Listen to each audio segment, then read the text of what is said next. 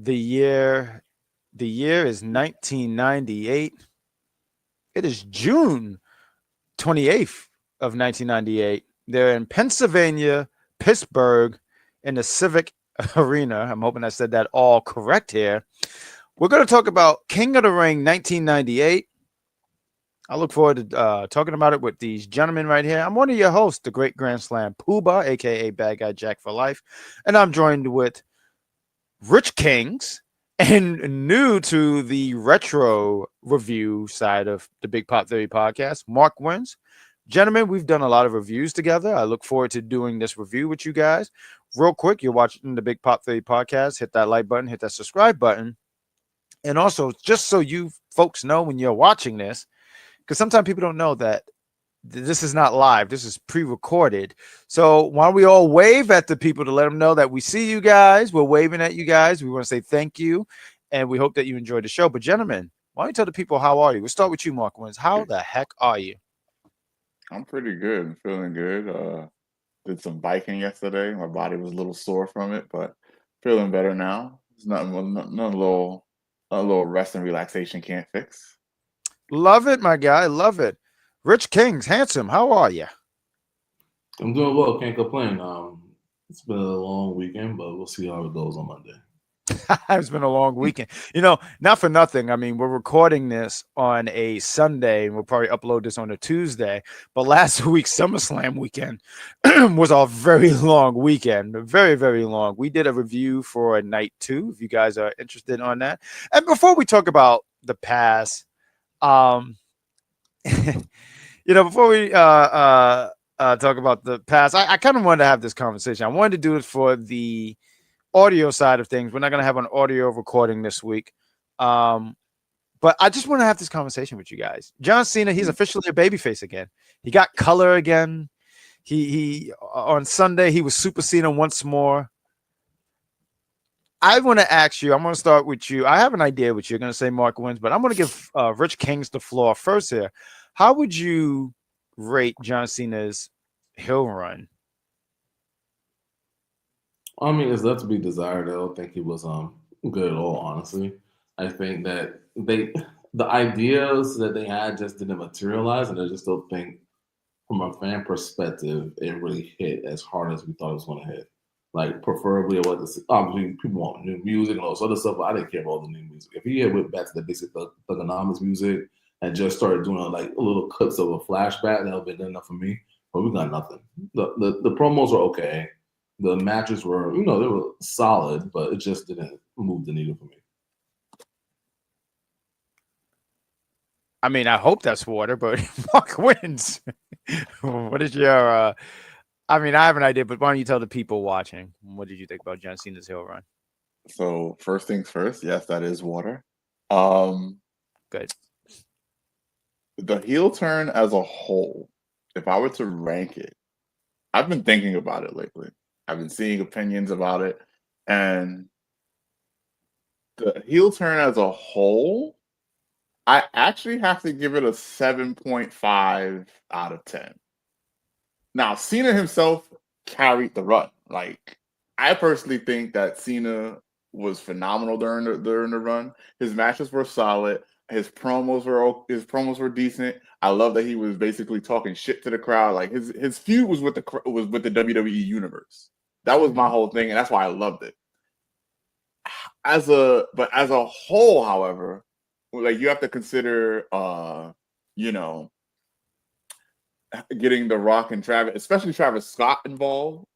Like hindsight says that clearly shouldn't have happened, and everybody and their mama was saying, "All right, boom, yeah, Travis Scott had no business being in there." But like with hindsight, also says that clearly The Rock shouldn't have got involved if he wasn't going to fully commit to it. Like he did the whole like to this day, we still have no idea what's going on with him talking about selling souls. Like it was a thing that happened, and then it was a thing that happened one time. It was a one of these, and then we don't ever see him again in life. I don't. It's that was really bad. And then like the way how Cena well, I guess it's not super random because I know that you Puba have told me, Cena was obviously going to turn face, and Cody was obviously going to win the championship at SummerSlam. So I guess it wasn't a terribly unpredictable thing, but or not a terribly random thing rather, but it did feel random that in terms of a storyline, I felt like it was a little random how he suddenly became a babyface again.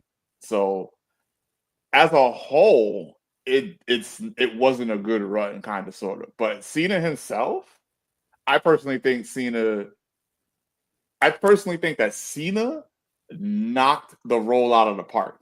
I do wish, but I do hear what people are saying where it could have been executed better, especially, like I said, with hindsight, considering The Rock and considering especially Travis Scott. But I personally think that Cena was hitting. I think Cena was hitting. I think Cena was cooking, and I really, really wish that even if he, like I said, there was, like I said in the last review, their Survivor Series, or I think it's not. I think I said it in the prediction rather. Their Survivor Series. Let's see him losing in the Survivor Series, and then he only has one episode or one date or two dates to redeem himself. All right, whatever. I was with it, but that's just me. But objectively speaking, if I take the objective of what actually happened combined with how I feel Cena did the best that he could, given with the tools that he was given, I have to give it a 7.5. That's the highest I can give it. Okay. All right, gentlemen. Good job. My take on this. So my problem with this, the heel turn here, right? I want to say I had a conversation with one of you gentlemen about this, but for me, it was John Cena announced last year that he was going to retire. I feel like there should have been certain things set in stone, like, hey, this is what we're going to do, and this is the project, and this is how we're going to get. This is how we're going to get here and here and here. These are going to be your opponents, and these are going to be story. Like this should have been something planned a year in advance. I've even given them like a slack and say maybe 3-4 months in advance if you wanted to turn him heel. It just seemed like they just said, yeah, let's just turn him heel for the shock factor, and there was never no follow-up. I mean, I hear people and they sometimes say, I feel like when Cena turned heel, they'll immediately say, oh, this is going to be bigger than when Hogan turned heel, and it's not. It really isn't. It's not even close. When Hogan turned heel in '96, there was a follow-up. There was something going on after that. The Cena, not so much. And like you said with Travis Scott, I felt like everyone was saying day one, like, what the hell is Travis Scott doing here? Like, there's really nothing personal against Travis Scott. It's just like, yo, this is a really big deal. This is a big storyline. And you're going to tell me when it comes down to the annals of history, they're going to be like, when Cena turned heel, Rock and Travis Scott was in the ring. Why?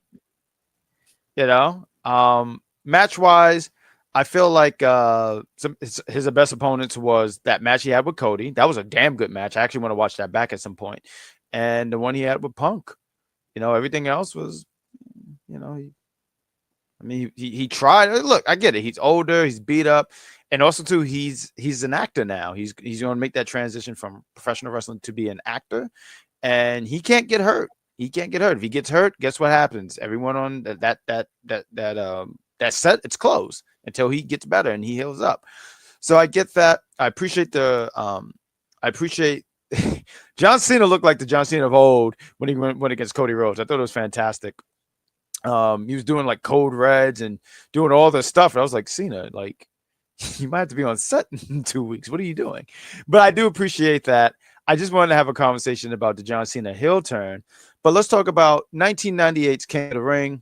This was a pick from Easy Wonders. He couldn't be here for this review, and we hope to have him for the next review. That should be fun. But we had 9 matches on the card, boys. We had, I thought this was interesting here. We had, opening up the show, we had the Headbangers, Marsh and Trasher, with Taka Michigoko. I always mispronounce his name. Going against Kayetan with Funaki, Mencho, and Dick Togo. I'm saying all this why I was surprised because by the time I was watching WWF, Kayetan was Funaki and Takamishiyoko. Was you surprised by this, Rich Kings? Because for me, I was like, they're on opposite sides, and it just stood out to me. Did that catch your eye, like or something like that? Not necessarily, because I wasn't a big fan of them, obviously growing up. But then I did realize, I was like, wait a minute. At first I didn't realize what was going on until after. I thought it meant a bit of personality switch or something like that. Personality switch. Personality switch. This match goes 4 minutes and 40 seconds. I thought it was a fun opener. I mean, the fans seem like they like the headbangers. I've seen very little of their stuff. They always stood out to me because they had like the little skirts and the face paint. I remember they used to be in this really terrible game. Acclaim made it. I think it was called like Warzone or something like that. It was such a awful game. I hated this game. So I remember like I got it for free and I regretted it. I just was so upset. I forget what it was called. I gotta look this game up. It was so awful. Like if you guys remember 99, it was on the PlayStation 1. It was so terrible. It was literally it was like moose shit. It was terrible. Taka, he's the light heavyweight champion. I feel like I said before, we did the invasion storyline. I'm going to give you the floor here, Mark. I know you're the casual here, but you see him with the light heavyweight championship. Do you have any like familiarity with the light heavyweight championship? Very little. Like, I don't remember it much at all. I'm not even going to pretend that I know. The only thing the most I remember about like the light heavyweight division at all is the fact that when I got SmackDown, well, not when I got it, but when I played SmackDown on the PS2 with y'all, I was listed as a light heavyweight. Well, which made sense. And then I'm trying to pick up Undertaker and Brock Lesnar and all these people when I can't do it. And I was like, what is this? That's the most I know about the light heavyweight division. Well, that belt, I mean, that was WWF's way of competing with the WCW Cruiserweight division. And, when I look back at it now, because I was a WCW kid growing up, so around this time I was watching more WCW, it doesn't even match up at all. Like the light heavyweight division with the Cruiserweight division. And I'll tell you one of the main reasons why, because WCW had Juventud Guerrera. The WWF light heavyweight, they did not have that, so they instantly failed. shout to that light heavyweight division. But the Headbangers and Martian, the Headbangers and Taka goes over here. Rich Kings, do you have any big thoughts? Because I don't have no big thoughts about this match. I thought it was a fun open. Like I said, the crowd just seemed very much into it, and there's nothing really to take away from this, honestly. I don't even think this is the time where, because Kaitan, they wanted to cut off Val Venus' dick, but I don't know if this happened yet. Oh, you don't know about that story? Rich King, you remember that story, right? Yeah, I remember it very vaguely, but I don't remember like all like the background stuff as much as that. Maybe because I just don't want to remember it mentally. So maybe that's why it's back in my head. But I do think that the match I think the commentary really carried this match. I think King was really, really funny in this match. He was funny. Michinoku, he just didn't like him for whatever reason. He was mad they were wearing a skirt, so his opinion. So the King is just, I think this was just the treasure of just having like great announcers for that era. They were just great for that. And we hit that Michinoku driver, the King's reaction, like it was perfect. But I mean, they just showed the agility. There was a few like kind of sloppy moments in the night of the match with Funaki that kind of like, but it was okay for what it was. Before I talk, Mark Wins, do you have any thoughts? Not really. I gotta agree with Rich Kings about how the announced team of JR and Jerry the King Lawler carried that match. It wasn't a bad match. It was just, it was like when I was watching it, I was definitely like not very interested. But to be fair, that is like, I think that's just me looking back at it with a 2025 lens and like, I don't know, not expecting much while expecting something at the same time. I don't really know how to describe it, but it just didn't.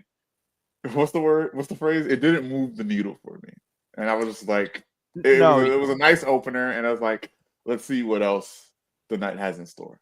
I think what you wanted to say is that didn't work for you, brother. No, but I hear what you guys are saying. Like, right, it really wasn't like this over-the-top match and stuff. It's amazing when I watch back, like 98, 99, especially 2000. And a lot of these guys were over. Like there was a reaction. I'm not going to sit here and say like people were clapping and throwing, confetti here, but like I was like, wow, they're getting a reaction. I thought that was, I was like, cool. People seem to like the headbangers. I'm not too sure about Taka. He hit the Michinoku driver, and something similar to what Hoovy does it. But I did want to say when he hit it, I didn't like how he did it. Like it was like a scoop slam into it. I always like the one where it looked like a suplex and you just like bang like that. I don't know. It's just a preference for me. Like when I saw it, I said ill. But it was a fine. This was fine. Let's get into the next match here. This is the King of the Ring, right? And we're getting 2 semifinal matches. We have Ken Shamrock taking on Jeff Jarrett. Isn't he great with Tennessee Lee?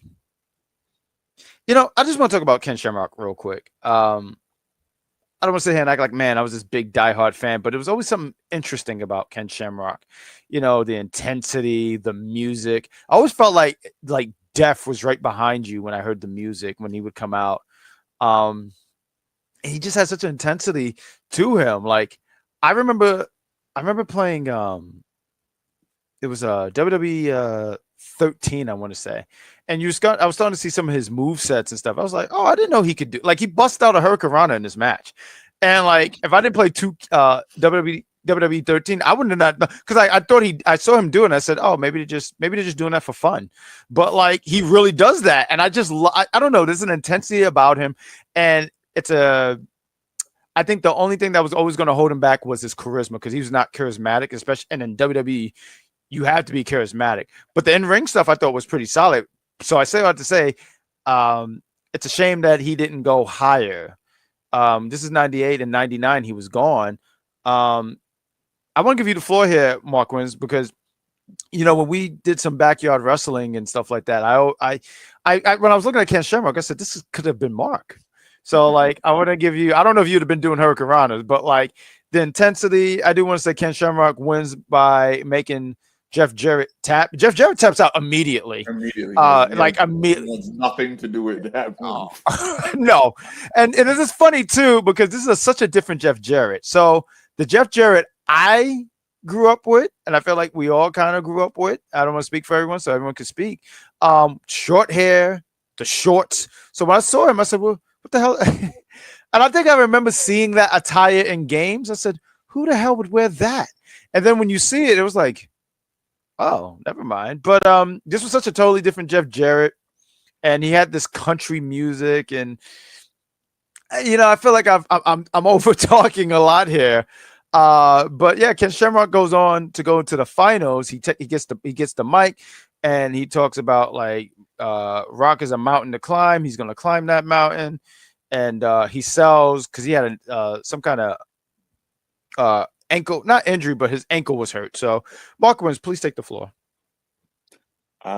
So it was interesting to see these 2 TNA legends in the ring before TNA was even a thing. It was a solid match. It was really interesting seeing Jeff Jarrett's country gimmick in a match, because I hadn't seen it before, or if I did, I didn't remember it. So probably the latter is most likely. But it was interesting to see. It was interesting to see Ken Shamrock in action, and he dominated the match, kind of, sort of. It was a nice, solid match. You know what I mean? It was the semifinals. I guess like if I had seen like the other King of the Ring matches, this might have felt like more than just a beginning match, because like they were both solid, but it wasn't that much. And it was, like I said, especially with Jarrett just like immediately tapping as soon as the ankle lock goes in, I was like, damn, we're really not trying to play around with this guy, huh? So I guess that helped sell that concept. But it was a solid match. The ending was the ending wasn't rushed per se, but like I said, Jarrett tapping really fast was definitely a surprise to me. I'm used to Jarrett like, oh no, what's going on? Because what I know of Jarrett is, it was the TNA days. That's the Jarrett that sticks out in my mind the most. So to see this was interesting, but I guess that's what happens when you don't run the company yet. So, well, I'll sit here and say this real quick before I give you the floor here, Rich Kings. Thank God Ken Shamrock didn't go against TNA video game Jeff Jarrett, because he would have counted everything and then beat him with one stroke. Like, that would have been it. Like, that was if anyone who's ever played TNA Impact the game, and Jeff Jarrett is first off is the final boss. I remember I went for a scoop slam and he counted it to a Death Valley Driver. I said, how did that even happen? I think I went for a Hurricane Rana and he hit me with a Hurricane Rana.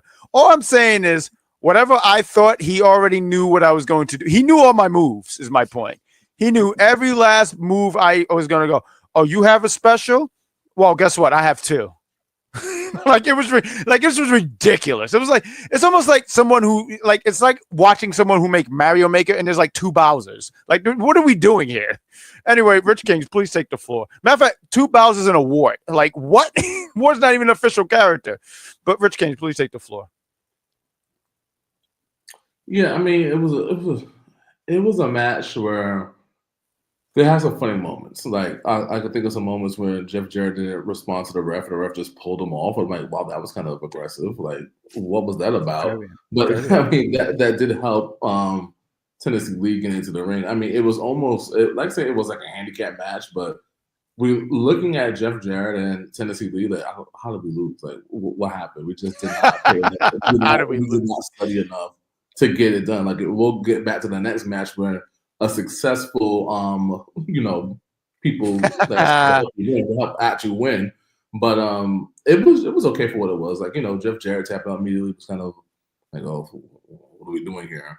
But it was a forgettable match. Like, if this was on Heat, Raw, whatever, like, it could be forgettable. Like, it just wasn't all that. And for me, the highlight of the match was when, like I said, the referee pulled Jeff Jarrett. That was the highlight of the match for me. That's what I remember the most. What's funny? I have two thoughts here. What's funny is, I'm glad that you said that, Rich Kings, because he did that. But didn't make you think about Stand and Deliver when Obo was trying to pull the ref? And what did that ref do, Rich Kings? He kicked him off. He kicked him off. He said, "Get your damn hands off me." That's what he did. Now, my other thing about this match here, and I think it's fair. I think you said this one, Mark Wins, where you said 2025 eyes looking into this, right? So, a thing that when I was watching this, and we'll talk about a match a little later, this match went 5 minutes and 29 seconds, and I felt like a semi-final match. I don't know, 15 minutes maybe at least. Like, make it competitive. So I kind of get, because I feel like that's what you were trying to get at a little bit, Mark, where about the tap out and stuff like that. Like, it was so sudden. Like, maybe this match could have went a little bit longer, because it's a semifinal match. Like, it should be, because it's a big deal, King of the Ring, and when you win King of the Ring, look what it did for Bret Hart, Stone Cold, and I'm just talking about people at that time on how it elevated people. So it should be a big deal is what I'm trying to get at. And hopefully that I was able to translate that speaking to you guys. We have another semifinal match, King of the Ring. We have The Rock going against Dan Server. I'm hoping I'm saying his name right. This match goes 4 minutes and 25 seconds. So this match is a minute and some change shorter.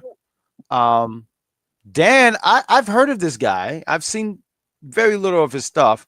So I wasn't familiar with him, but honestly, he looked like he could kick anyone's ass. But he was coming in the ring, and there was nothing fancy about this man. He comes in with a gray shirt, shining mustache, blue eyes. He's just staring at The Rock. Rock is just full of charisma. He comes out there with, I didn't even realize they called him the Godfather at this time. I thought he was going underneath another name. But Godfather and Mark Henry. And, I do want to throw this out here. I'm not someone who always throw out a certain card, but I found it hilarious when the ref saw Rock come out with his boys, he stopped them. But Jeff Jarrett came out with Tennessee Lee. I'm not saying anything. All I'm saying is I saw that. I immediately said, I kind of don't like what's going on here. Like, this match goes 4 minutes. Like, there's nothing really to dissect here. Thank you, Alexa. This match doesn't go long for me to dissect it. Dan does a lot of grappling. At one point, he throws a punch, and one of the announcers, I don't know if it was King or JR, they said he doesn't usually throw punches, so I guess that's not a thing he does. He just grabs you and yokes you up and stuff like that. There's a spot where Dan is on the ground. I forget what happens. I think like The Rock does like a suplex. Something happens, and Rock has his boys, and I think this is what you were alluding to earlier, Rich Kings. His boys try to get in the ring.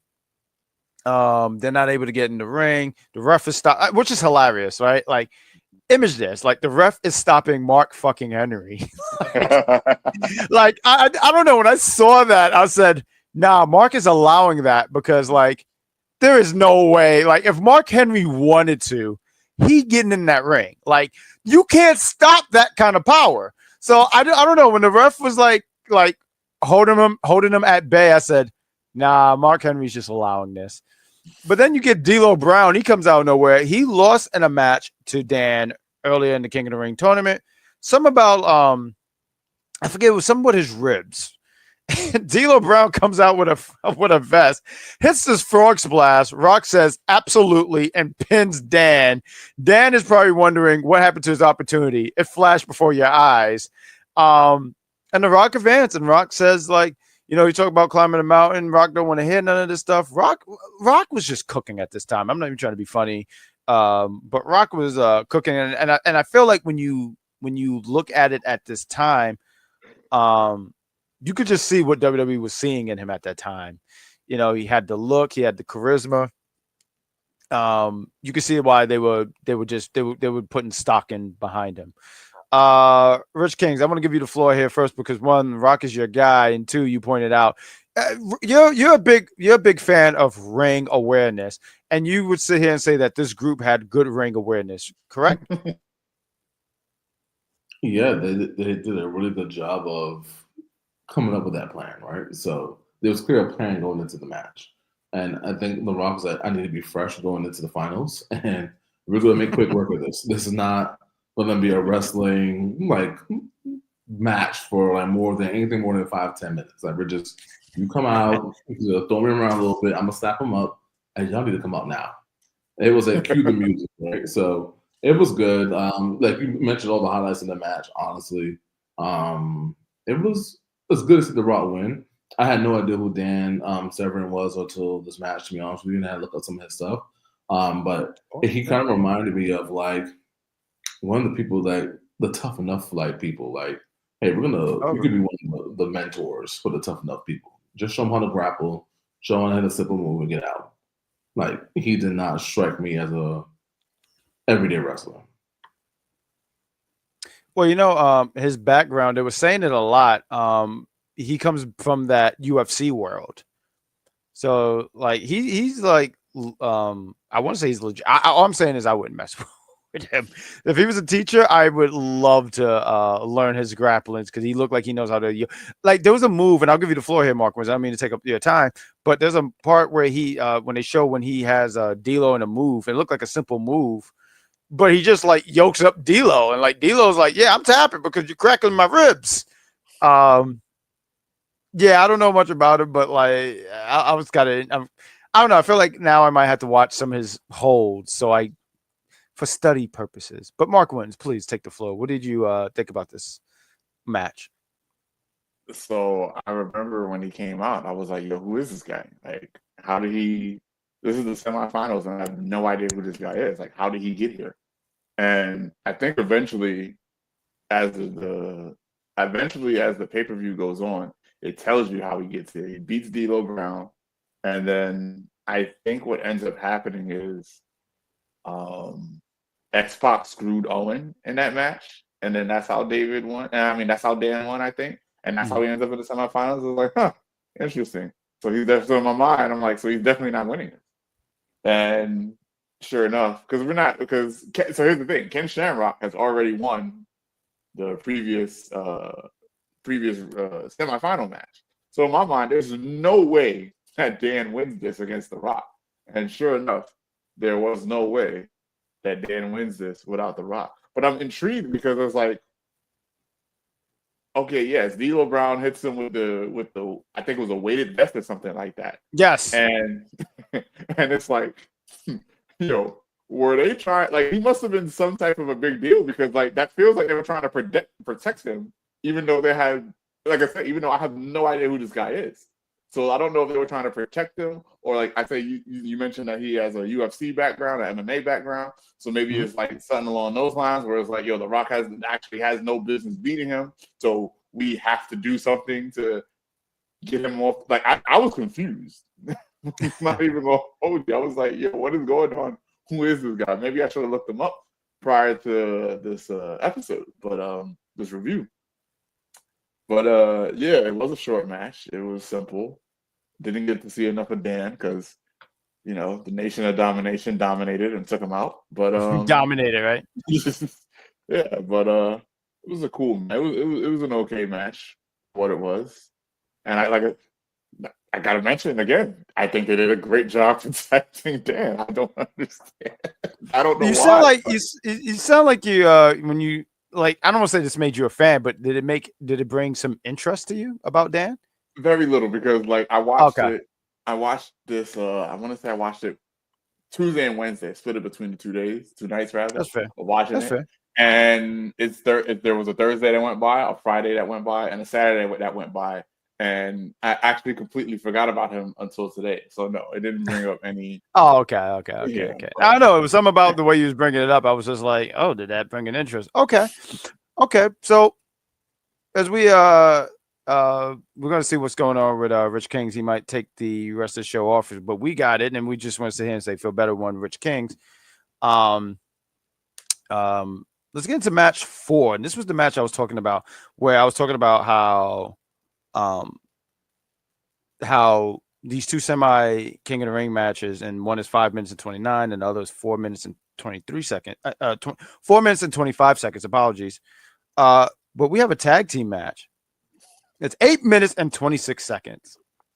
So this is actually pretty fucking hilarious, right?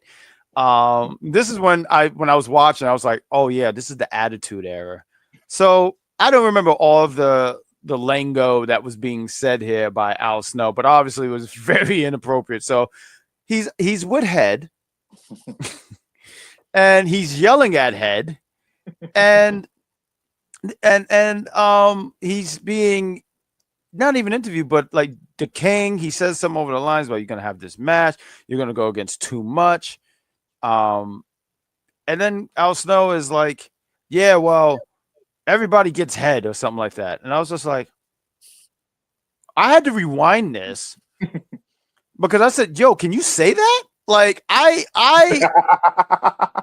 don't know, man. Like, whoa, 98 was such a time. I was like in 98, I was, and this is June, so I was 9.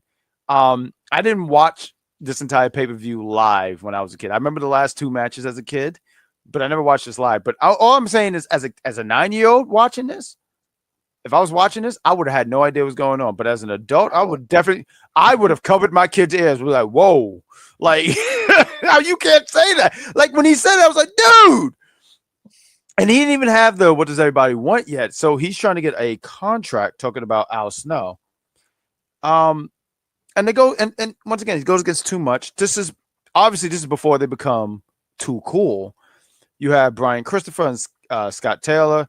You got what he says, too sexy, and he's too hot or something like that. I'm gonna say for Scotty.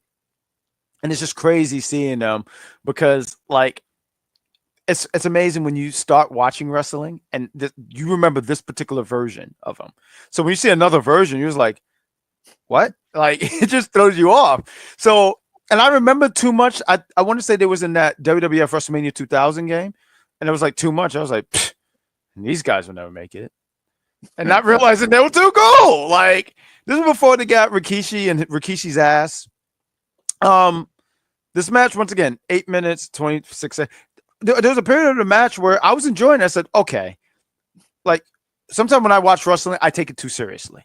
And sometimes I'm like, there's a lot of things that can be fun in wrestling. Like, it doesn't always have to be technical chess piece wrestling. Sometimes it can just be fun storylines. and I was having fun for a while. But after a while, I was like, "Yo, this is going on way too long." Like that was my only issue with this match is that it went on, and I felt like it dragged on for way too long. Like it went on longer than it needed to be. Um, but Al Snow, and it was actually kind of funny because it honestly was a handicap match. Although it said Al Snow and Head, it was a handicap match. But Al Snow was beating the hell out of these kids. Like he was like single-handedly beating them up. The King, he's a special ref. He doesn't want to give Al Snow. He's being very unfair. Like me, and anytime I'm a special referee, in 2K, and like very unfair. He's looking around. He's arguing with people. There's a thing where Al Snow tags Head in, and then Head. Forgive my my lingo, but Al Snow was just swinging Head. I felt very uncomfortable with this. But he's swinging Head. He swinged Head at Scotty, gave some head to oh my god. All I'm saying, Head was in the ring. And it doesn't matter how I word this, but Headmania was going wild in the match. And then as this match is going,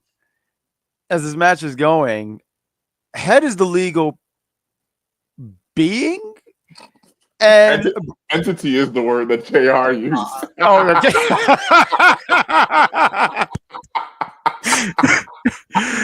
oh, I'm glad someone fixed that because I didn't know how to. Like, I was like, it's just a head. So, like, what do we call it? But Brian Christopher pinned Head, and I guess just to be clever, they put Head and Head and Shoulders, and I guess King said, that's a pin. 1, 2, 3. And Al Snow, it looked like Al Snow was going to. Al Snow thought he got the win, but he didn't.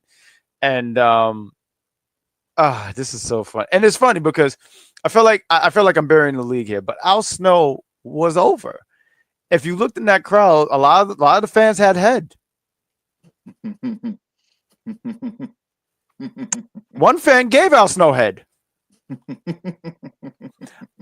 This match makes me uncomfortable, folks, if you're watching this. And I blame you, Al Snow, for this. Like, I don't know if Al Snow knew what he was doing. I think he did because he seemed like a very smart guy. But what do you think about this match? Al Snow and Head going against Too Much. So, for me, I'm not saying that this was the match of the night, but for me, this was the most intellectually stimulating match of the night. It was my favorite match for no reason, for no real reason. Like I can break down like why I really enjoyed this match because it's very intellectually stimulating. So boom, right? It's Al Snow and Head, which is a hilarious thing in and of itself. Like the fact that we're making this a tag team, and then we have Jerry the King Lawler as the special guest referee. Then we have Brian Christopher and Scott, what was he going by now? Scotty Taylor. Scotty Taylor. Scotty Taylor. Yes.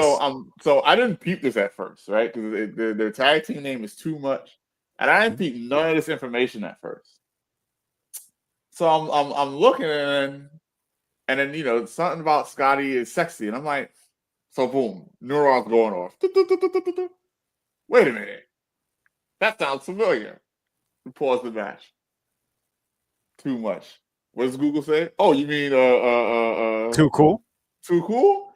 Ah, it's them. I blew my fucking mind. I didn't fucking peep it, didn't understand it until I fucking and then like I said, Google. I was like, this is fucking Too Cool before they were too cool. They're not. This is when they were too much. I was like, wow, I did not know that this was a thing. So already mind blown. Wrestling's timeline is so interesting, isn't it? Yes. So then I think at some point JR mentions the resemblance between Brian Christopher and JR. And I was like, you said that. Yeah. And I was like, they do look alike. How did I not notice this? Then I'm like, wait a minute. What's going on here? Do some more Googling.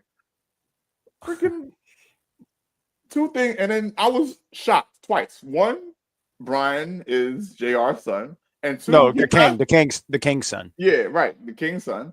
And two, he passed away a couple years ago. And I was like, Yeah. And I think I was confused at first, but I was like, I vaguely remember something like that. And I was like, oh, that's what that was. And I was like, Right. wow, this is insane. Right. So took a moment, then we go back to the match. And this match is hilarious. Like you said, Al Snow is dominating these guys. He's dominating him until he's not, right? So now after a certain point, he's like, oh, boom, I can't do it, da da da da. You know, he's doing the thing where he's trying to get a tag, and you know, Too Much is doing the right thing of cutting the ring in half. Not like there's somebody over there, but you know, there's head over there. You know, right. so You gotta cut off head. all right, you gotta cut off the head. So Al Snow finally tags in head, and he grabs head, and he gives head to Brian, and he gives head to Scotty, and it's an actually incredible thing going on. After a certain point, I think what ends up happening is, oh yeah, we're not even mentioning King's fucking shitty fucking referee. Oh yeah, it was terrible. Yeah. Oh, do you know which one was my favorite part? No, I'm glad that you said it because I felt like we were burying the lead there. But you're absolutely right because there's one where he's checking the shoulders like thoroughly. Like yeah. He's like, I thought that was that is refereeing at its finest. No, if we're being real, that is refereeing at its finest because no ref does that. To make sure the shoulders are flat on the ground, make sure that. And I remember seeing, I was like, yo, this thing happened almost 27 years ago. No ref does that. That's thorough. Like I said, it was for me, it was the most intellectually stimulating match because yes, that I thought that was hilarious. Then the first time Al Snow gets pinned. Immediately, right? Didn't even hide it. You're right. Nah, he didn't even try to hide that shit, bro. Oh man, it was absolutely wonderful. So yeah, boom. Now, like I said, Al Snow out here swinging head, giving this motherfucking head, giving that motherfucking head. After a certain point, I think he loses head, and and then there's a tag that Al Snow does not see between Too Much. Yeah, between Too Much. Brian, so, Brian must have got the tag at that time. Yeah, right. So now Brian's the legal man. Al Snow doesn't know this. Meanwhile, so Al Snow, I think at this point Al Snow beating up Scott. Scott, yeah, he's beating up. Yeah, beating up Scott, and you know, boom, we were doing the thing. We're about to get this pin. So boom, while this is happening, Brian is sticking a bottle of Head and Shoulders to head. Right. And I'm like, what is it? So I'm watching this match. And I'm like, what is he doing? What is going on? Then boom, he puts him down, puts head down, pins head, and here's Jerry the King. 1, 2, 3, ding, ding, ding. And I'm like, what just happened here? I don't know what's going on. Like, and all I know is I don't know why it happened, but I knew that Al Snow lost because I knew that one, Al Snow wasn't even the legal man. Well, he wasn't the legal entity on his team. And two, Scotty wasn't legal either. So I'm like, okay, I see that Brian pinned head, but what happened? Like, why did he go through all this extra? Why did he go through the extra thing to whatchamacallit? Turns out it was a bottle of Head and Shoulders, so he pinned the shoulders. Of the head. And I was like, 10 out of 10 match would recommend. Like, the match was incredible. Like I said, not the match of the night, but this match was so creative. Like, it blew my mind the way. I want to know who wrote this match, who wrote and produced this match, because this match was genius. They deserve. They need. I need a match like this in 2025. I get it. We can't do the head thing. Whatever. Figure it out. Let's. Why can't you do the head thing? Oh, I mean, like, come on, man. Like, stop it. Like, why you can't give wrestlers head in the middle of the ring? I don't know. Why can't you do that? Because children are there. That's why. Goodness, Mark. You know what? But no, I gotta say, I did enjoy. Like, is this gonna go down as a technical match or anything? No, but the match was just fun. And that's what I liked about it. It was just simply fun. It was silly as hell, no doubt about it. But sometimes silly works. Now, I do think they could have shaved another 3 minutes of it because I did think it was a little long. I think it's ridiculous that this match is longer than your semifinals, but I will sit here and say I did enjoy and I did have fun watching this match. And like how you mentioned with the King, he was like the King was so proud of his work. Like even when he got out, when he got on commentary, he was saying right all night. Oh yeah, I'm a ref now. I'm official. I know how to ref. I know how to do this. yeah, to respect my authority. You know, there was a funny thing that he told JR. It was a little bit later in the night. When the New Age Outlaw comes out and they were comparing him to South Park or something like that. And he said JR fell into a generational hole, so he don't know what's going on.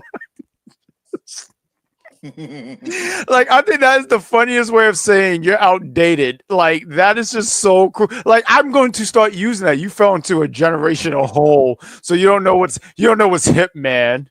Let's talk about this next match. 8 minutes and 30 seconds. X-Pac with China go against Owen Hart. It was a singles match. You know what's funny? Years earlier, X-Pac, once upon a time, I don't know if he was 1-2-3 Kid or he was just Kid at the time. He went against Owen Hart. He was in the finals for the King of the Ring. I forgot who beat him up. I forget. It's like someone attacked him, and then the match happened with him and Owen. It was the best 2-minute match ever. Like, it was so great. Like, they got some offense, and like, you know, X-Pac got some offense on. I want to say this was like 92, maybe 93. Don't quote me on it. I'm not so strong in my King of the Ring history here, but it was in the early 90s. But I'm gonna say 93. But like Owen beats him. He just hits him with the sharpshooter. Kid taps, and it was so great because when he had the sharpshooter in, you know how Brett he locks it in like this. Owen knew he won because he already raised his hand. Like, yeah, just Owen was so great. I wish that man, like. I wish that, like, one, he was still here, and two, that I appreciated him when I was younger. Like, I saw some of his stuff, but as I got older, I really appreciated, like, because he was really, obviously his in-ring stuff was great. It was really, really great. You know, growing up, I saw Brett first, so Brett's always going to be my guy. But Owen, I mean, he's pretty much like in-ring. I want to say he kind of matches up with Brett. But he just has more charisma, and he's more like he's a funny dude. Like sometimes I hear pranks about stuff. I remember hearing a prank one time. Yeah, I just saw this one a few months ago or whatever. They made an animation about it and everything. But Owen Hart, he made a prank call to Bob Holly, and he sat here and said like, "Yeah, I'll beat the shit out of you" or something like that. And Bob said, "Yeah, well, what do you look like?" He said, "Well, I'm just wearing a white shirt or whatever." Anyway, Bob Holly came down and really beat the hell out of that fan until Owen said, no, I did that. Owen, like when I hear Owen Hart ribs, and I hope that I said that rib correctly, but when I hear those ribs, it cracks me up. How does this go here? I'm trying to remember if this match had the interference in it.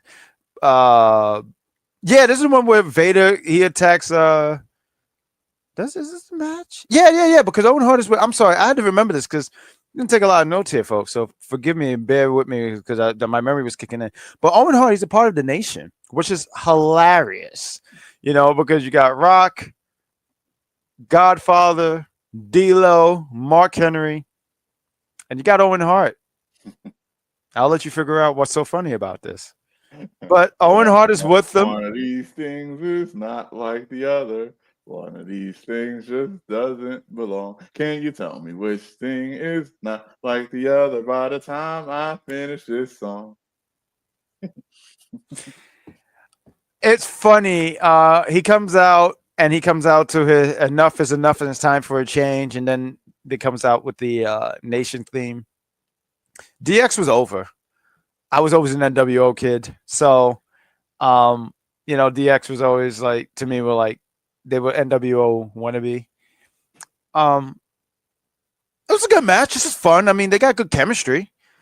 I just hated seeing Owen lose. Like, you know what it was like? You know, because like I don't know. Like once again, I respect DX, the legacy and all that stuff of DX. If you leave it to WWE, they'll say like they're much bigger than the NWO, and it's not even remotely true. Like, I'm sorry, it's just no. I'm sorry. No. If you like DX, wasn't DX a reaction to the NWO? Yes. And then like And then like since then, hasn't there been like I guess the Blue World Order was like around the same time. The Latin World Order is still around. Like these stables are like there's more stables based on NWO than DX. Am I like making this up? Like no, right? No. You're valid as hell. Like no, absolutely. Look, I mean, I think WWE, they say like, trying to make it like DX is bigger than NWO because they won the war. So to them, they're like, oh, we're this. But nah, NWO was such a game changer. Like, I mean, like, and there's so much stuff that I would lean on for people who really, really watch that Monday Night War stuff. Like, but like, I remember like as a kid, like the shirts, the merch. I mean, there's so much other stuff and elements that I'm not including here, but there's so much stuff that for me, the NWO just, they floor DX. Like they can make it like DX is number one. It's not. I mean, I'm talking about between these two factions because some people say Four Horsemen, but that was a little bit before my time, and I'm talking about the original in the '80s. But these guys have good chemistry. Like I said, DX is over. I want to make sure I throw that out there because I'm not a hater. I can sit here and acknowledge a faction that's over. I liked how Mark Henry comes out there because he's like, "No, my boy's getting jumped," and China gets into his face. And then Vader comes out of fucking nowhere. Like he just like comes out of nowhere and just pushes Mark Henry so hard that he falls. And it's just so funny because all that force, and the next thing you know, these two big men are just fighting. I said, and I don't know why they're fighting, but they're just fighting. But it's hilarious because I'm like, I have no context behind this. All I know is I see two big giant men fighting, and then like. China gets into the ring, hits the DDT, and what I think this is what I didn't like about the match. Like X-Pac took a while to pin. Like the pin was a while, and Owen still was laid out. I said, "How powerful was that DDT?" Like I don't know. I just that took away from me. Maybe sounding like I'm a hater. I'm not trying to sound like a hater, but I just didn't like that. Like it's like I guess, man. But I'm sorry, Mark Wentz, take the floor. What did you I might have left out some spots here, but any spots that I left, and what did you think about this match? Yeah, that might be the 2025 lens talking because here in 2025 when we watch a PLE, you can see on ESPN. I'm sorry. It takes like 3 to 4, sometimes 5 finishers to finish somebody off. Depending on the match quality, yeah. Yeah, like it takes more than a few finishers to take somebody out. So for this DDT from China to have Owen laid out for so long, it was definitely like, Vader coming out with no context is hilarious. Probably should have looked into that, but overall it was a solid match. I did expect Owen to win somehow. Like not even like fully understanding that he was a part of the nation. I kind of expected him to win. So like the fact that he didn't win and the fact that he did not have the benefit of 2025 powers to like kick out of that DDT. It's kind of unfortunate. Yeah. But overall solid match. I expected no less. Xbox was solid. Owen Hart is Owen Hart. It was a cool match. The interference, I'm not gonna lie, this is me, like I said, 2025 lens, me being selfish. I would have loved to see this match without the interference. Okay. But what can you do, right? They booked it many years ago. I don't know what I need to do. That's all me problem. And I do want to throw out here because I think it's important to throw out. We try to include a lot of stuff that happened in the match, but Owen got cut open. I want to say it was a little bit before the DDT, and maybe the DDT might have opened it a little bit more because he had like a little gash on the side of his head. But yeah, no, this was a pretty solid match. I think I would have liked to actually have given them. This match went 4 seconds longer than the previous match, and that was the tag match. I would have loved to give them maybe another 3. And I hear you when you talk about without the interference. Without the interference, and another, I would say 4 minutes, because I just think they were just starting to cook a little bit. A term that was not being used in '98, but like it was definitely starting to build there. And I felt like they cut it just too. They cut it too short. And I think another few minutes could have been beneficial for this match, especially when you have two quality performers like X-Pac and Owen Hart. China comes back out. She's not done for the night. We had the New Age Outlaws. I'm sitting there saying, yo, 98 me would have definitely not liked this review because I was like back-to-back DX matches. I would have said, oh, nah, like y'all doing this on purpose. Like, and I promise you, I do not hate DX, but I would have said, nah, because even now I was like watching, I was like, you got to be kidding me. Like, what is this? I don't know, man. I don't know. I watched this and I said, we just had X-Pac. So now the Outlaws got to come out. I was waiting, and oh, don't get me started. Could we get the finals? Triple H comes out, and I'm saying, you got to be kidding me. Like this, I wish they have renamed this pay-per-view, like King of X or something like that, or like DX. And I don't know. I don't have a name, dude. All I know is it was like back to back DX stuff, and I just was not feeling any of this. Like I'm not a hater. I want that to be the name of this episode. I am not a hater. But I just what? They didn't even separate this. It was like, so what? When Chyna walked out with X-Pac, what happened? She just stood there and just waited for the New Age Outlaws to be like, all right, boys. Probably. So we got the New Age Outlaws, Billy Gunn and Road Dogg, Jesse James. They are the tag team champions, and they go against the NWA tag team champions of the Midnight Express, Bombastic Bart and Bombastic Bob. You get it because of their names. With Jim Cornette. Jim Cornette is a funny dude. I'm just gonna leave it at that. But this is for the WWF tag team titles. And JR, this is such brand. This is such brand, not supremacy. It's like my brand is bigger than this brand because JR said something over the lines. Yeah, they're going for the big belts. I was like, oh, come on. Yeah, you heard that, right? Like, I heard that. I was like, damn, bro. Like, yo, that was the biggest. The NWA belts are not being defended tonight. They're going for the big belts. Right? I mean, JR had practically put on his steel toe boot and kicked the NWA in the dick because that's what I got out of that. Like, just sit here and say them belts are shitty. Like, like, I don't know. What? Yo, JR pretty much, JR wanted to say, like, damn, boys, when did you get the belts out the void? Like, I was just waiting for him. Yo, if JR had the Infinity Gauntlet, he would have just snapped it out of existence. He would have said, "Get them shits out of here, man." This match goes 9 minutes and 34 seconds.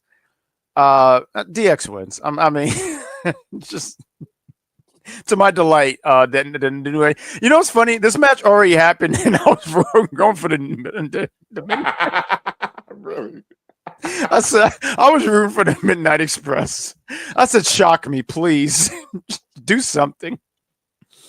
The New Age Outlaw. But you know what was interesting about this match? I guess at this point, the Famouser wasn't Billy Gunn's finish because he does hit it, and I forget if he's on Bob. Beginning of the match. Yeah, right. That caught you, right, man?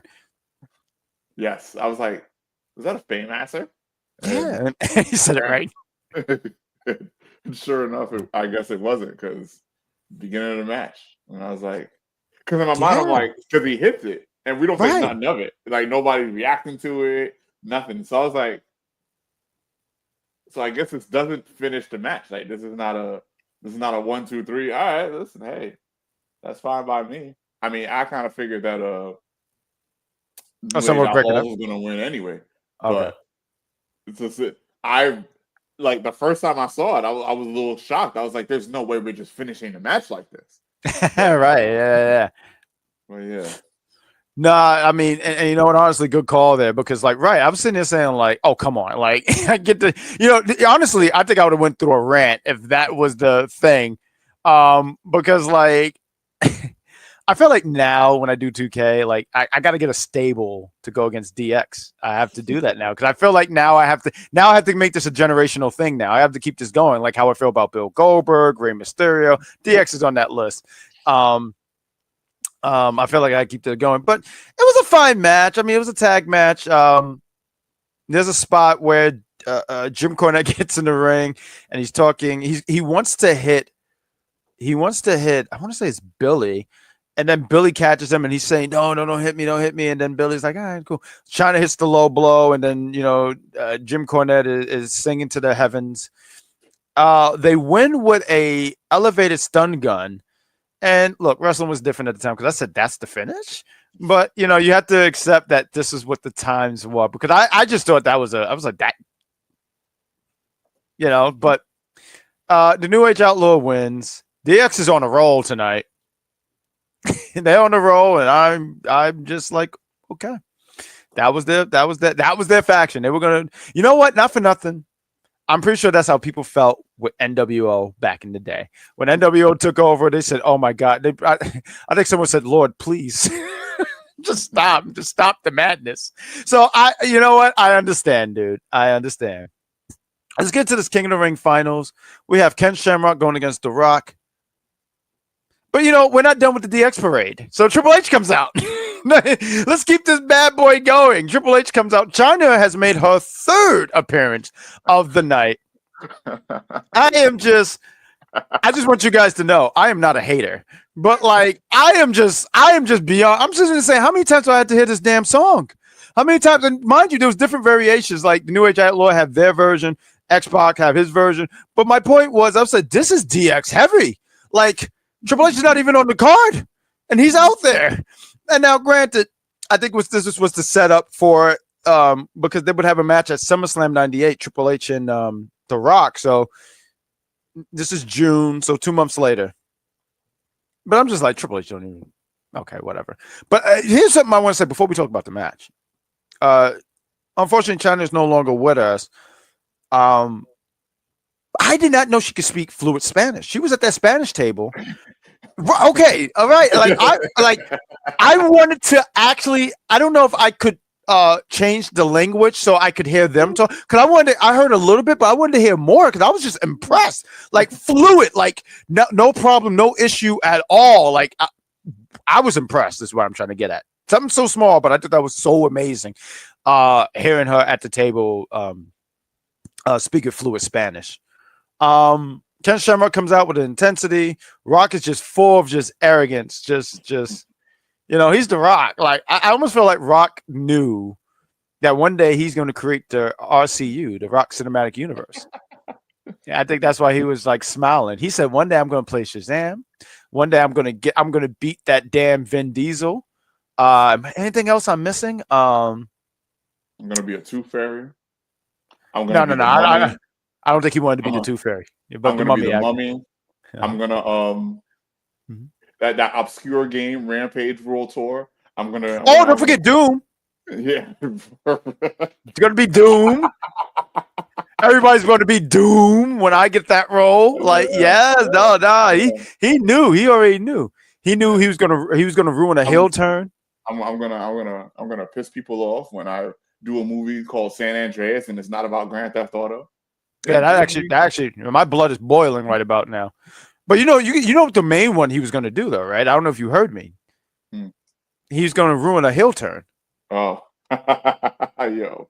Everyone's going to say he ruined it. I don't know if he ruined it. I won't throw names, but my point, Rock knew he was going to be a successful individual, and he proved that very much. A good portion of the match, Rock was fighting Ken Shamrock, but he was also fighting Triple H because I think he was tired of the DX parade. So I think that's why he kept attacking or just arguing with Triple H. And I was like, good, Rock, good. Triple H is talking stuff. He said he called The Rock the Croc. He said, this is a family show, right? Meanwhile, he makes a joke about there was a bilingual joke. I'm bi a lot of things, but bilingual isn't one of them. Then there was a pause. Did I mean to say that? Is that what I meant to say about myself? Oh Lord. I'm laughing because like that. And I remember I had to pause and I was like, there's no way this happened just now. And sure enough, yeah, because he said something crazy like that. And I was like, did you just say that? Because he cooked himself. That was the funny part. Whatever he said, he cooked himself. And I think he recognized that. and everybody recognized it because it was silent. So, like, the silence is what kills me because it's literally like a 10-second pause. Like I think Jim Ross is always talking. No, matter of fact, the King is always talking. So when you have the King going, like he's even like, I think he turned his. You can't see the announce table, but I can only imagine him doing, with the chair because they don't know what to make of this. I think Triple H was having too much of a good time. He didn't really. And listen, I think we all talk fast, and we've had something we said, and we was like, because in our heads we're like, "That's fire," and then you're like, "Ooh." But I don't know because it's not allowed to talk about this match. Rock is not the fanciest wrestler. Ken Shamrock has an intensity, but I did like how Ken Shamrock, like out of nowhere, did the ankle lock, and the Rock he held on for a minute. He held on much longer than Jeff Jarrett. He held on longer than by like once the 2 seconds passed, he definitely surpassed him. But he held on for a minute and he tapped out, and Ken Shamrock gets the win here. And then Triple H says, I didn't lose to Ken Shamrock. Like, no one even asked him that, but he wanted to make it clear he did not lose to Ken Shamrock, unlike The Rock did. I mean, I don't really have a whole lot when it comes to like the moves and everything like that. And maybe I wish I had some more of the commentary or the stuff that was going on. I think there was a spot. There was a spot here that made me go like, I don't know if this would slide in today's stuff. But they were saying something about, man, the Spanish table is always being attacked. And they were saying a lot of stuff that I was just like, ooh. Like, I said, oh, my God. This is definitely a product of its time. But you know what? I'm talking too much here. But what did you think about this match? I thought it was a pretty cool match. It was. What the hell? Give me a second. Yes. We are going to take I was going to say a commercial break, but we're not. We have two more matches that we're going to talk about here on this King of the Ring. We got The Undertaker going against Mankind. It's an infamous Hell in a Cell. And then we also have a first blood match with Kane. I said with Kane. Kane with Paul Bearer taking on Stone Cold, and it's for the WWF Championship. I mean, as we give Mark Wynn some time here, I guess it's a great time to start plugging this channel and stuff like that. This is the Big Pop Theory podcast. We are on YouTube. We like to do prediction shows. We like to do after show reviews. So after a pay-per-view, mainly WWE. We don't do AEW. But you know, we like to do a lot of content. And right now what we're trying to do here is do more retro content. So continue to be here, hit that like button, hit that subscribe button, hit that notification button. And you know what? You know, we're not live. This is a recording, but you know, tell us some shows that you would like us to review. I mean, don't have to all be WWF pay-per-views. It could be some WCW, it could be some ECW. Hell, I wanted to review that WCW Nitro episode where David Flair hit the mailman with a figure four. I always thought that was hilarious. It was the WCW in 90. Matter of fact, I saw something in 2000 with WCW. And I remember saying, like, I gotta find it. I'm gonna send it to you. And I remember writing underneath that, I said WCW has some gems, and this is not one of them. I gotta see if I can find it. But thoughts about this finals, Ken Shamrock and The Rock. Oh yeah, right. It was a decent match. It had once again DX put their mark on the match. It's particularly Triple H spitting at well, not spitting, but you know, hit the water and spit at The Rock, and that started a little bit of chaos. And from there, Rock is like, I think from there it's like where boom, Rock is not focused. Like obviously we should be focused on trying to win this match against the intense Ken Shamrock, but here's Triple H talking all this nonsense, all this bullshit on the announcer table. But yeah, decent match. I enjoyed it. It was cool. I think it's another match that I wish didn't have interference, and maybe you know you might be onto something with this DX gotta go stuff. Granted, years now we're very, very, very far removed from this King of the Ring. But here I am like, nah, you're onto something. DX gotta go. I'm over it. It's done. We have to remove them from the timeline. Remove them from the timeline. Yeah, we gotta remove them from the timeline because they interfered in matches that I wish didn't have interference in them. But it was a cool match. I enjoyed it. But on to the main events of the evening. Main events, and I'm surprised Shawn Michaels didn't show up for the Hell in a Cell. Because I would have definitely completed the whole DX. I think at that point I would have said, "Boys, we're not reviewing this." But I was saying as you stepped away for a minute, we have a Hell in a Cell, The Undertaker and Mankind. I feel like even if you're not a big wrestling fan, you've heard the story about this match, and everyone knows the visual of Mick Foley falling off the cell and going through the cell. I remember watching this match. Actually, I do remember watching this match. I was with my father and mother's child. And I remember when we were watching the match, I thought nothing of it because I'm 9. So I'm not thinking anything about this big, gigantic fall and how death-defying that is and how crazy that is, And, as an adult, because I mean, maybe not so much as an adult because I've already seen it. But like, you see a lot of spots in wrestling and some crazy spots. And now I'm kind of like, ooh, like when I see them jump from great heights, I'm like, dude, you don't have to do that. I don't want to say I'm acclimated to it, but as a kid, I definitely know I didn't understand it. But when I watched this back, I said, ooh. And just seeing Mick Foley, right? I mean, everyone's reviewed this match in some kind of way, in some kind of fashion. But seeing Foley get up, like, it looked like they really just was like, let's stop the match. Like, raising the cell. They have EMS because they had to raise it up so they could get to him and put him on there. And the way Mick Foley is like, nah, I got to finish this. And you see Mick Foley like holding the shoulder and fight. Like, bro, like, obviously this is years later, but I'm yelling at the TV, bro, like, what are you doing? And you see Undertaker, they elevated the cell. And Undertaker's on there. Undertaker probably said, and listen, shout out to Undertaker. I'm talking some smack here and everything like that.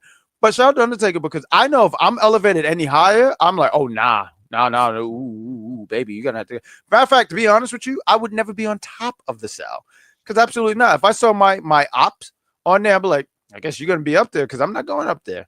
No, matter of fact, Mick Foley, when he comes out, this man's already loaded. Like, he already has a chair. Like, this man is not taking any games with Undertaker. This guy said, I'm coming out there with a chair. I'm climbing up there. Undertaker said, I bet I'm going up there too. And they're slugging it out, throws him out. Boom! Table explodes. You can hear JR. King have nothing to say. It's funny because later in the match, I want to say something with the ref happened, and maybe it was the next match. But you see, like, JR says, hey, you're a ref now, right, King? You said, He says, don't put me in that shit. I forget if it's this match or the next match. But these guys, I mean, what they did, I don't even call it was a spectacle because, like, it wasn't a spectacle, but it was just like, I don't even have a word to describe this stuff. The great, I mean, him going through the cell when Undertaker chokeslammed him. And I believe they've talked about this, and they've said that wasn't a part of the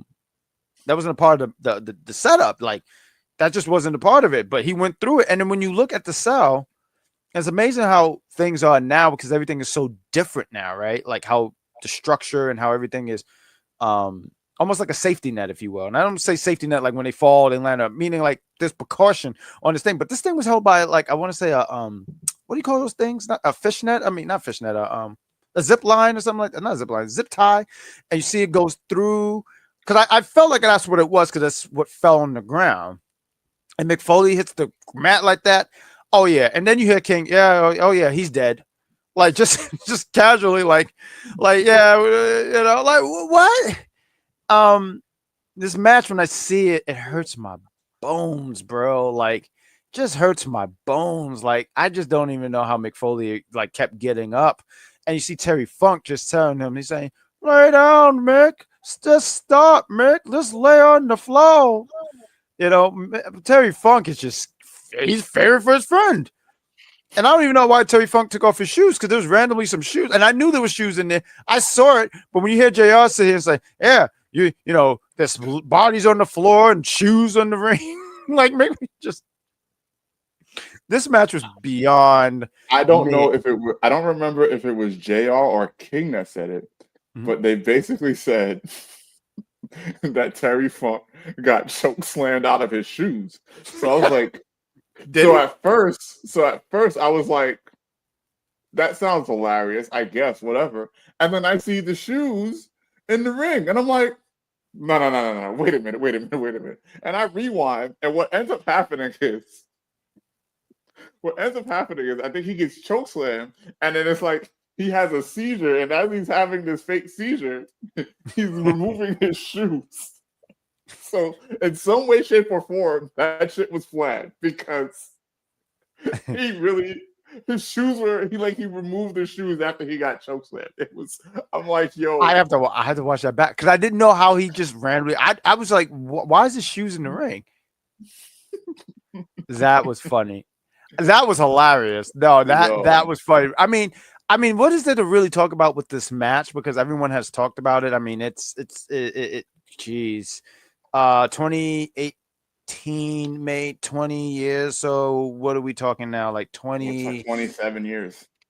Jeez, man. Like, and this match. I mean, Mick Foley's had a lot of matches that you could say maybe that's the reason why he walks like how he walks. But this is one of those matches. Because like I said, my bones hurt, bro. Just seeing this stuff. I'm like, I'm talking so much. I feel like there's so many things that can be said about this match that's already been said, but I'm going to give you the floor about this match. I mean, I do want to sit here and I do like to clock and say how long they gave these guys. It was 17 minutes and 38 seconds. Well, I want to say like a good 4 or 5 minutes being because they stopped it because of Mick Foley. I'm going to say 4, maybe 5, maybe a little bit more. I mean, I don't have a time stop here, guys, but like they stopped the match a few times. I mean, to the point where Vince McMahon came out and he was like, what? He could probably be like, what the hell's going on here? But I'm going to give you the floor here, Mark Wins. What's your thoughts about this Hell in a Cell? So this is the first time I saw this match in its entirety. Like everybody else, I've seen the spot of Undertaker tossing Mankind off the cell into the table. Seen it millions of times. Saw the videos, the GIFs, the memes. There was the one meme that stuck out the most. It was a soccer match. I don't remember who they played, but Brazil got their entire ass whipped, and all you see is Undertaker throwing Mick Foley off, but like his face is the flag of Brazil just going through the table. That's so good. Yeah, like they got destroyed, and it was crazy because nobody expected them, like if they lost, whatever, but nobody expected them to get destroyed like that. So like that's why, like that's why that meme dominated or that GIF, they got dominated, and that's why that GIF was a thing. But like I said, I haven't seen this match, so in my mind, I'm preparing for this to be like the last spot of the match. Oh, I'm watching Mick Foley climb up this thing with the chair, and I'm like, what? Then I'm seeing Undertaker climb this thing, and I'm like, huh? We're already up here? So yes, we're already up here, and they're going back and forth, and then they're going near the edge, and then so I'm like, what's going on here? Like, that's it. This is the match. The match is over now, right? Because this doesn't make it like like this happens within like the first, I want to say 4 to 5 minutes of the match. I'm like, yo, what is going on? We're done here. There's nothing to talk about now, right? So everybody's like checking on Mick Foley. Everybody's checking on Mick Foley. And like you said, they're raising the cell while Undertaker's on it. And you know how you said how you would be like, absolutely not. Yeah. Undertaker was like, absolutely not, because he was trying to climb down. Yeah. Undertaker was trying to climb down. That's true. He was. They were saying it was actually elevated and he was climbing down. Right, you're right. Yeah. So then, we're taking Mick Foley to the back, and he's like, "No, the show must go on." And I'm like, "Aren't you dead? What show must go on?" So So they continue to match, Mhm. and somehow they end up back on top of the cell because the first thing we did just wasn't enough. So I'm like, No, okay, not good enough. yeah. So I'm like, what's happening now? And they're fighting for a little bit, and then I see Undertaker, and I'm like, oh, is this where this originates? Boom, through the cell, and I'm like, I'm shocked. I'm I can't believe my eyes. I'm like, what is? I had no words. I had no words for No. this. None. Neither the announcer, because if you notice for a while, I mean, even King, that's it. He's dead. Like literally, like, what can you say when you see an Image watching this in real time? Like, we're watching it in 2025 eyes, and we're still going like, what I'm the still hell, shocked. man? Yeah. I'm So still, because like I said, this is the first time I saw this match. yeah, I thought, like I said, I thought Mankind going off into the table. I thought that was the end of the match. Lo and behold, I was extra wrong because he goes through the top of the cell as well with that same.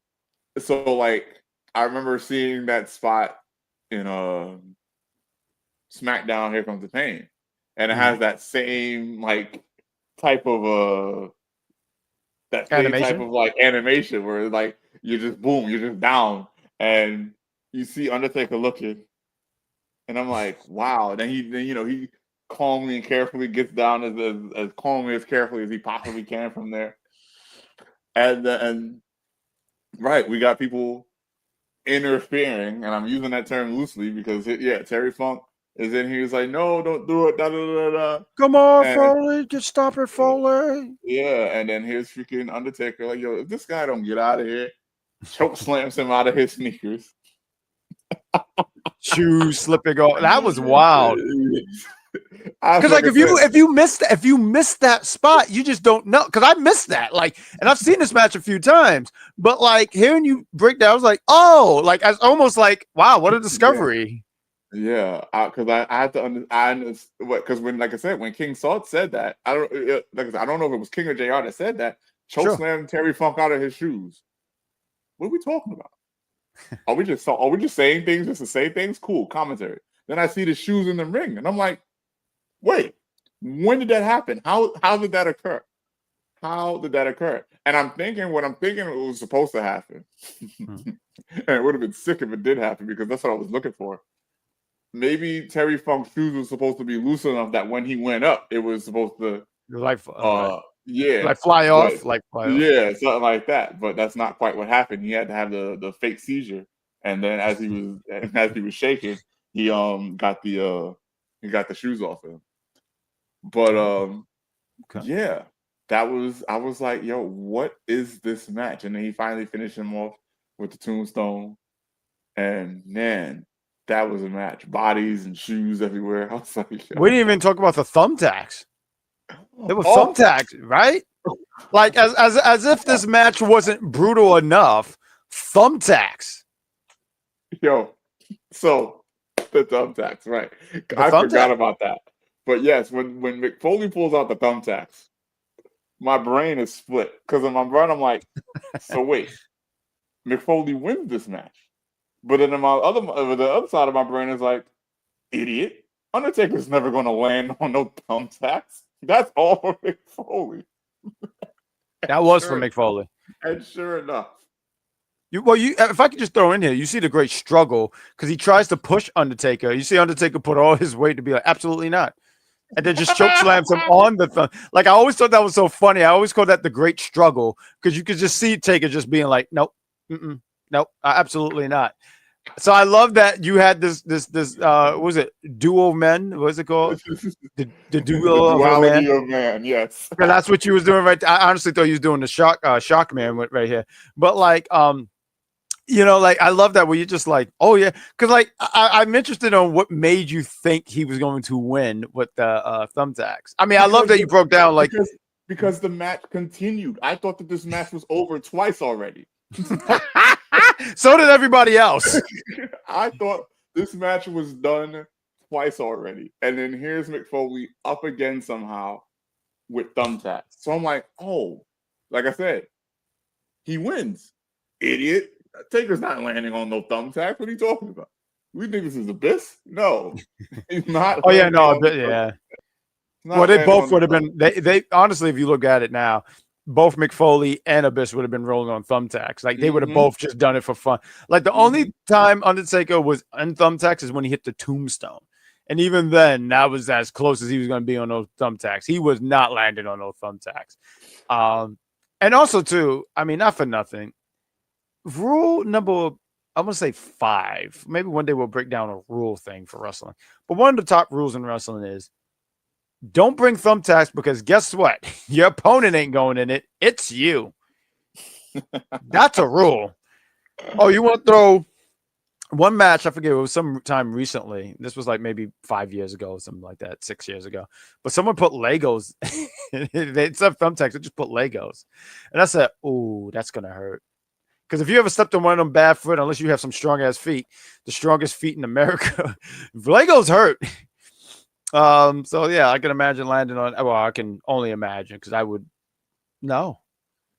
Let's get to this main event here. You talked about it. You said there was 2 main events here, and this was your actual main event, but this was your other main event. It was a first blood match for the WWF Championship. It was Kane with Paul Bearer taking on Stone Cold Steve Austin. This match goes 15 minutes and 58 seconds. Now, the 90s was a wild time if you wasn't born in the 90s and if you wasn't living it. So, Stone Cold Steve Austin is your champion. He's defending his championship in the first blood match. And Kane says, if I can't win that WWF championship, he will set himself on fire. So earlier in the show, because they talked about, they gave you the rundown of what the card was going to be. And JR says, if Kane loses, he will set himself on fire and breathe his last breath. And I said, Jesus, that's dark. I was like, what? I said, like, image me, like if a young me, once again, I was 9. This would have changed the trajectory of my life. Because guess what would have been happening in high school? I would have been a goth here and that. Because guess what? I don't feel anymore, man. Because that's some dark shit. Like, how are you saying that? He literally said he will set himself on fire and breathe his last breath. Meaning I will sit there and die in the ring as I burn myself. Do you know? And there were kids there. Do you know how traumatic them kids would have been? Because I was a kid too, so I know I would have been traumatic. I think my father would have did this on the remote, just trying to turn it off. Because holy hell, that's dark. And not for nothing. Those people wanted to see someone on fire. I do want you to know that. They did want to see someone on fire. Because earlier in the night, Vince was like, he came out and he had this little segment that we're not going to get too much into, but he was like, oh, I guess you people came to see the title change hands. And everybody's like, boo. Oh, well, I guess that also means you came to see someone get lit on fire. Yeah, these barbarians in the crowd, man. They out of control. This is why I do my best to stay out of Pittsburgh, because what the hell, man? Like, what the hell was that? Y'all should be ashamed of yourselves. Like, y'all want to see someone get on fire? Like, this is clearly a man. This is not Jason Voorhees where he gets on fire and then there's a sequel after that. Once he's on fire, once again, he will set himself on fire and breathe his last breath. Dark words to live by the way. I want everyone to know that is the mayor of some state right about now. I don't really have much to say about this match. I mean, like it was brawls. Kane was using his power. Mick Foley, and I didn't mind Mick Foley coming out. I would have had a problem if DX came out, but Mick Foley comes back. Mick Foley comes back out. It's almost like Mick Foley. I don't know, man. Mick Foley's a machine. I don't really have anything bad to say, but it's almost like Mick Foley didn't have enough pain. So he comes back out. Oh, you're shaking your head to that. Okay. Yeah, because so dude, we're watching this match and then here's Mick Foley. And I'm like, You're not dead. No. Nope. Mick Foley, I thank God WWF did not do an RPG and Mick Foley was on the opposite side because you can't beat that. I think the final boss would have to be Undertaker, of course, but Undertaker, I would say, maybe Kane at number 2. Mick Foley's right there where it comes to pain tolerance. Because pain tolerance, I might have to put him at number 2. It's hard to say. No, I'll put him at number 3. But his pain tolerance, I'm just going to say, you're not beating him on the first try. In an RPG? Nah. Not no first try. Oh, I have healing. Mick Foley laughs at that. I heal. Well, Mick Foley, I take pain. Well, how do you beat that? You hope. I've lost it. You hope he breaks out his thumbtacks, and then maybe you can do something about that. Maybe, because man, Mick Foley comes out. What do you mean Mick Foley comes out? What are you talking about? How did that occur? Like, I don't understand. Go on. But this match, I mean, 15 minutes. It's a first blood. I mean, Mick Foley comes out. Undertaker comes out too because he's not done. He swings the chair. He hits Austin. I want to say Kane gets like choke slammed or something like that because he's out of the match. He gets eliminated. But yeah, Undertaker hit the chair and Austin's face. He's bleeding, and the ref is out. And I'm laughing because like Austin keeps beating the hell out of Kane, but I'm like, it's over. Because like, how do you hide that? How do you hide that? I don't think that was the logic. The logic was, oh shit, I'm bleeding. I have to get him to bleed to at least make this a tie. And then if it's a tie, there is no change in the belt. And someone's set on fire. Huh? And someone is getting set on fire. Oh. Possibly. Right. I don't know. I like that logic. I do. Yeah, I don't know how that would have worked either. But yeah, I think that's the logic. Because he definitely was like, oh shit. And then he fucking turned up trying to beat the shit out of Kane. But he didn't get him to bleed, so it would have been hard anyway. I mean, if he could have got his hand to bleed, right? I mean, because that was the only right. Because they did mention that he was fully covered other than the hand. So even if he bleeds, you're gonna have trouble seeing it, and he's wearing red. I was like, oh, we're doing this today, huh? I'm not gonna lie, Kane was smart. Like Kane said, let me cover up. Because honestly, he might have been bleeding a long time ago. He might have actually lost the match, and we don't know that. Because he was covered up. Kane was actually a very smart wrestler when it came to that. Like, because like how many first blood matches did Kane lose? Can't tell you because he's never lost. I mean, even unmasked, I don't think he's ever. But I think by then he said, I don't want to do that match. Like, I don't want. Why would I do that? Yeah, don't book that. Yeah, that's gross. What? Not because I'm showing some flesh. I'm sorry, I'm too sexy for you. But I mean, that was really the card. I mean, the main event, it didn't do anything for me. I mean, I think it was just more for the story. And honestly, too, I don't know if you know this fact here. Kane wins. He's the WWF champion and drops it the next night to Stone Cold Steve Austin on an episode of Monday Night Raw. So he held that championship for 1 day. Yeah. Wow. That's interesting. I believe they wanted to go for There is something I did wanted to mention about this match. Mm-hmm. the cell randomly coming down. What the fuck was that about? Like, that's a good point. Like, maybe DX did it. Who knows? But that's a good question.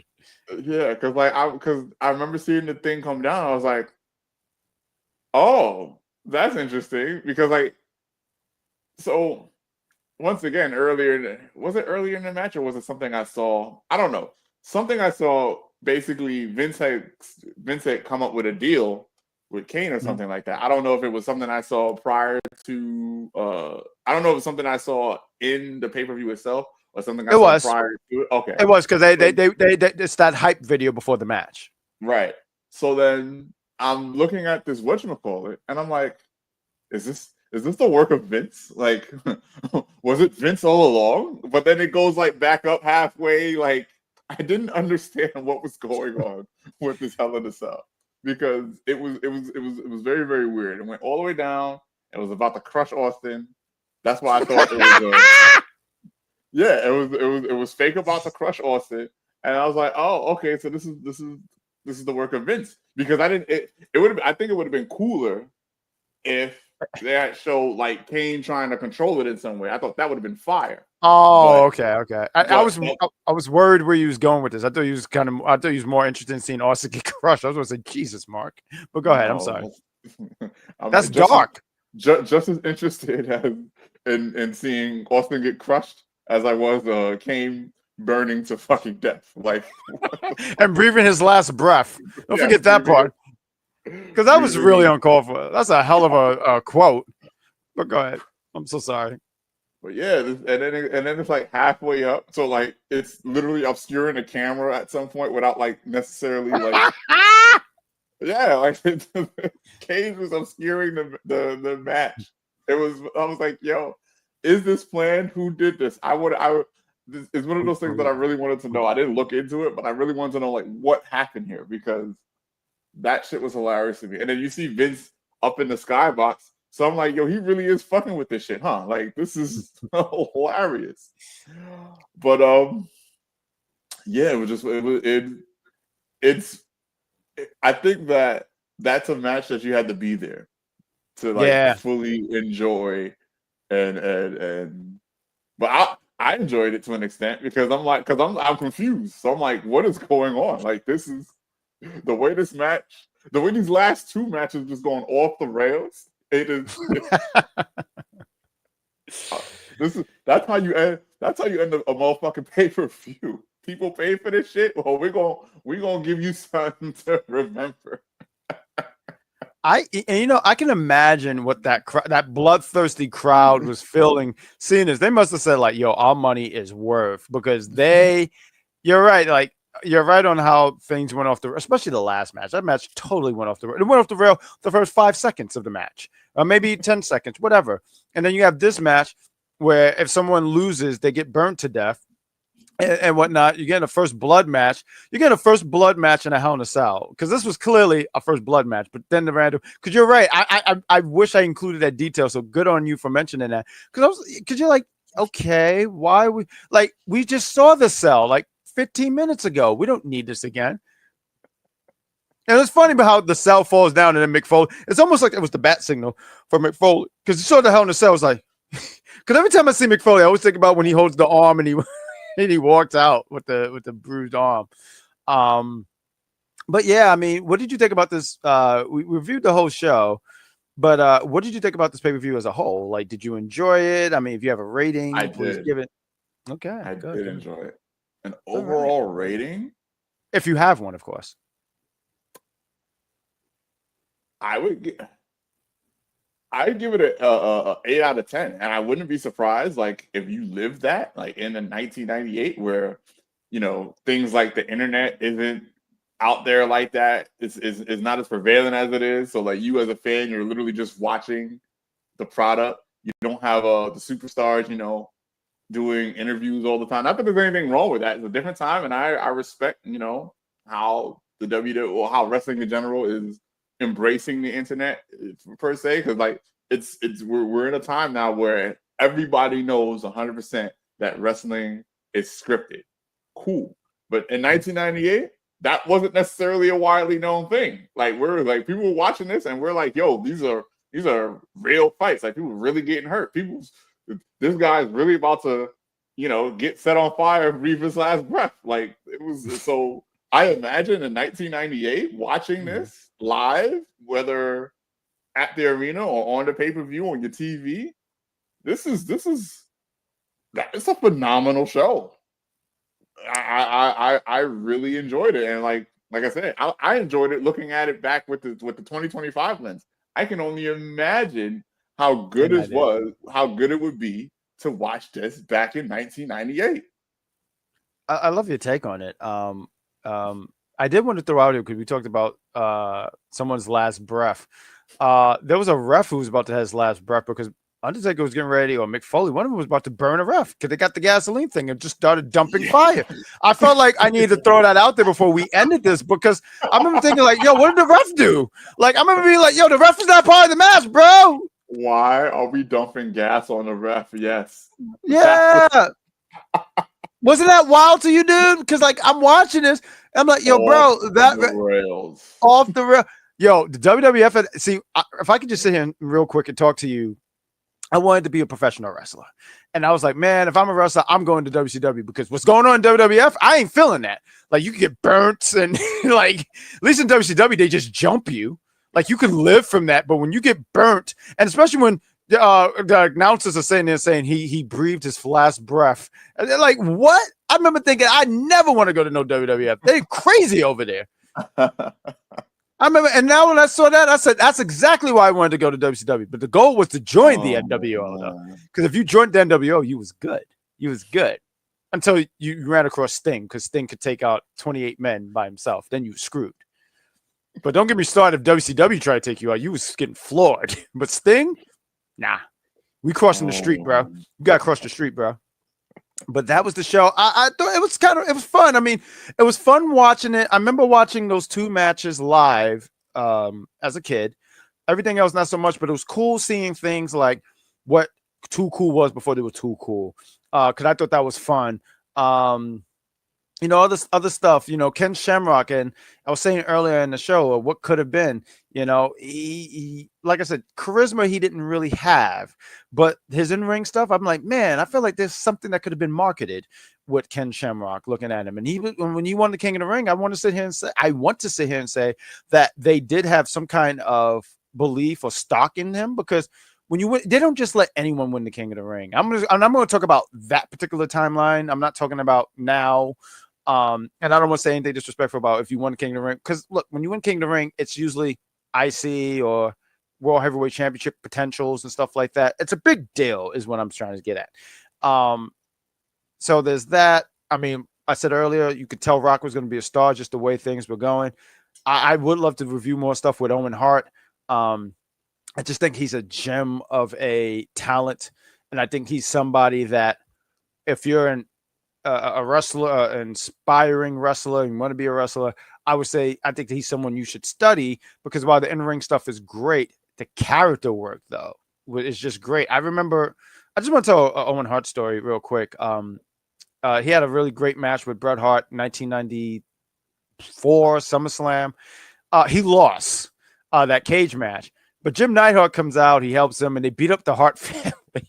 They just beat up the Hart family. But he gets interviewed, and he's talking about Bret is selfish and the family don't know anything, blah, blah, blah, all this stuff. But I want to get to the last part.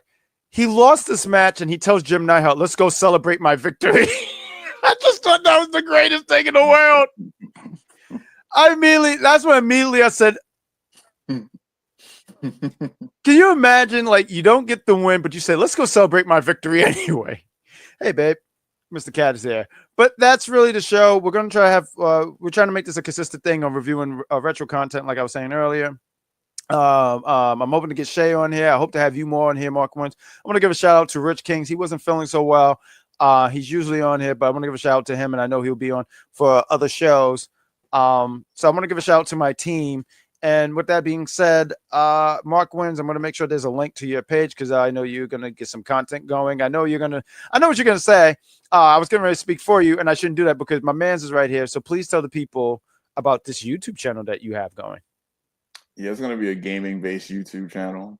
It's going to start with retro games. Eventually, I'll get into more modern things as I get a capture card and all that fun stuff. But right now, that channel's on hiatus because it's summertime. I'm outside. Like I mentioned earlier, I was doing some biking yesterday. I'll probably do some more biking.